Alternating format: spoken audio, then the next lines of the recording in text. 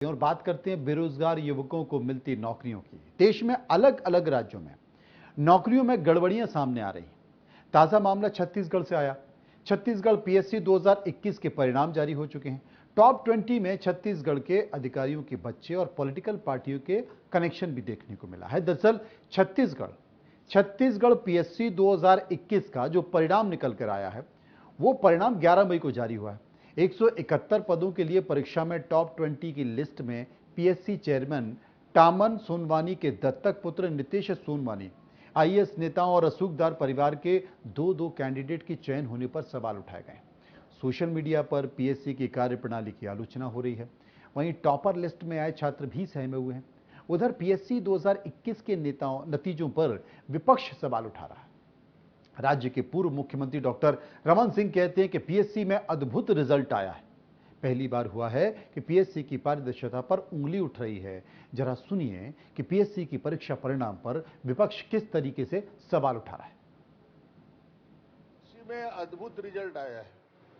Top 20 में वो लोग आ रहे हैं जो अद्भुत प्रतिभावान हैं। प्रतिभा की कमी नहीं है, मगर बड़े बड़े अधिकारियों के बच्चे, बड़े बड़े उद्योगपतियों के पहली बार हुआ है कि कोई गरीब का बच्चा, कोई अनुसूचित जाति जनजाति का पिछड़ा वर्ग का बच्चा पीएससी की पारदर्शिता पर उंगली उठाने का काम पूरे प्रदेश में चल रहा है।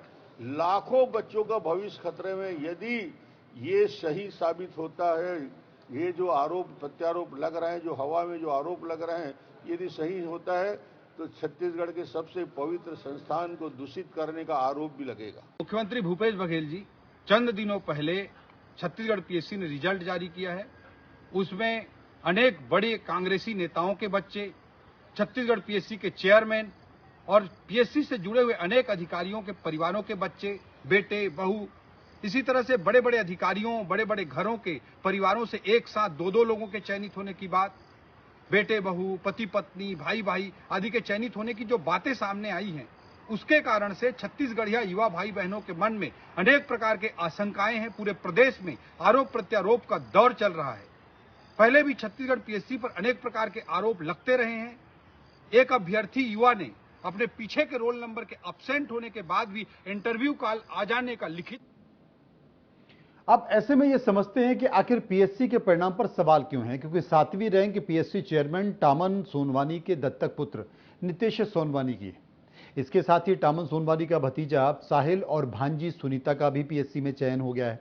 राजभवन के सचिव आईएएस अमृत खालको की बेटी नेहा खालको 13वीं रैंक और बेटा निखिल खालको का चयन 17वीं रैंक पर हुआ है। 15वें नंबर पर साक्षी ध्रुव हैं, जो डीआईजी केएल ध्रुव की बेटी हैं। कांग्रेस नेता और बिल्दा से प्रत्याशी रहे राजेंद्र शुक्ला की बेटी भी इसमें आई हैं 16वें नंबर पर। अब इस तरह के आरोप लग रहे हैं पीएससी को लेकर। अब सबसे बड़ी बात है कि जब आरोप लग रहे हैं तो सरकार को जवाब देना होगा। सरकार ने भी इस पर जवाब दिया है। सरकार में जवाब देते हुए राज्य के मुख्यमंत्री भूपेश बघेल ने कहा है कि जनाब, इसके पहले क्या इस तरह के लोगों के बच्चे सिलेक्ट नहीं होते थे क्या? सुनिए।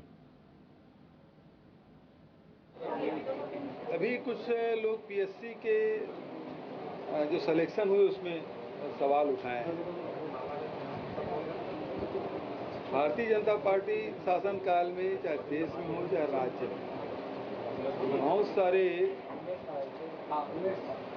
जो छात्र छात्राएं हैं उनका सिलेक्शन राजनीतिक परिवारों से, ब्यूरोक्रेट से भी उसके शासनकाल में हुए हैं। भारतीय जनता पार्टी अभी आरोप लगा रही है और जिस प्रकार से सोशल मीडिया में जो बातें कही जा रही है वो बेहद दुर्भाग्यजनक है, क्योंकि कोई भी सेलेक्ट बच्चे हैं, यदि वो राजनीतिक परिवार के हैं या ब्यूरोक्रेट से कहें, तो कोई अपराध नहीं है। उस परिवार से संबंधित होना क्या वो अयोग्यता का परिचायक है। और यदि उनके पास, भारतीय जनता पार्टी के पास कोई तथ्य है, उसे सामने लाया जाना चाहिए, तो जांच कराएंगे। यदि कहीं गलती है, सिलेक्शन में कहीं गड़बड़ी है, तो जरूर उसकी जांच कराएंगे। लेकिन ऐसा करके प्रदेश का माहौल खराब नहीं करना चाहिए। मेरे पास भारतीय जनता पार्टी शासनकाल के केंद्र हो राज्य हो वो सेलेक्ट हुए बच्चों के भी नाम हैं, लेकिन यदि उजागर करूंगा तो उनका भी मन खराब होगा। लेकिन यदि आपके पास तथ्य है तो निश्चित रूप से सामने लाया जाना चाहिए। दूसरी बात, भारतीय जनता पार्टी उसके नेताओं के बच्चे विधानसभा में लोकसभा में टिकट दिया जाता है तब बोलते हैं कि योग्यता के आधार पर दिया गया,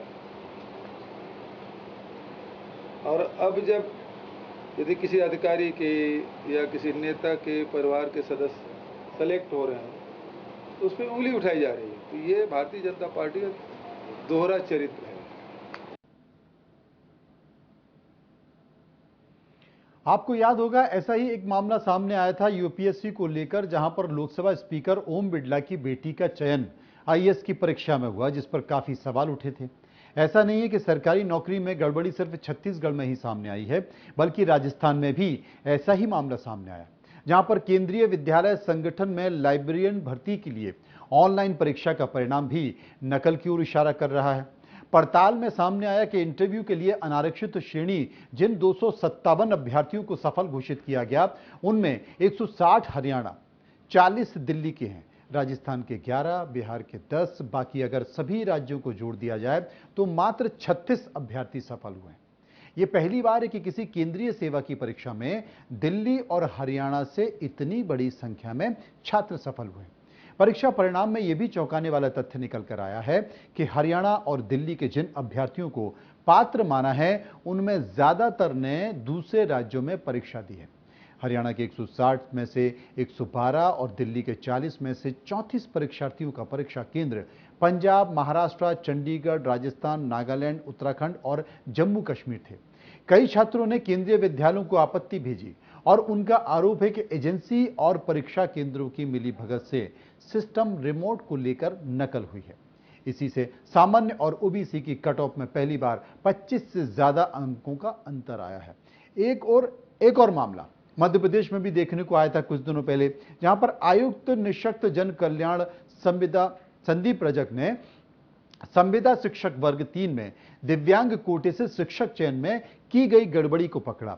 उन्होंने आयुक्त लोक शिक्षण एवं आयुक्त जनजातीय कार्य विभाग को नोटिस जारी किया। आयुक्त को दिव्यांग बच्चों ने शिकायत की थी कि मुरैना जिले से 450 दिव्यांग कोटे से शिक्षकों का चयन हुआ है, जबकि प्रदेश में दिव्यांगों के लिए आरक्षित पद 755 थे, जिसके बाद शासन ने 65 अभ्यर्थियों के चयन को निरस्त कर दिया था। और उसके बाद अभी जो जानकारी चल रही है उसमें 75 जो सर्टिफिकेट हैं वो फर्जी पाए जा रहे हैं।